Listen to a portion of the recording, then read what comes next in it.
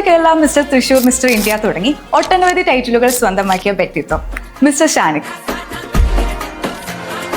മലയാളത്തിലെ leading reality ഷോയില് കഴിഞ്ഞ 3 സീസണില് കണ്ടിന്യൂസ് ആയിട്ട് ഓഡിഷൻ കിട്ടിയൊരു വ്യക്തിയാണ് ഞാൻ. മീനാക്ഷിക്കര ഈ ഒരു മാല ഉണ്ടല്ലോ, ഇത് എന്റെ അടുത്തും ഷാറുഖ് ഖാന്റെ അടുത്തും മാത്രമേ ഉള്ളൂ.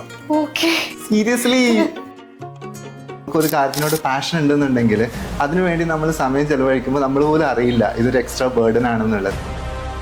ഡിവോഴ്സ് ആയ സമയത്ത് ജസ്റ്റ് ഡിവോഴ്സ്ഡ് എന്ന് പറഞ്ഞിട്ട് ഒരു ഫോട്ടോഷൂട്ട് പ്ലസ് ഒരു റീല്, അതെന്തുകൊണ്ടാണ് അങ്ങനെ?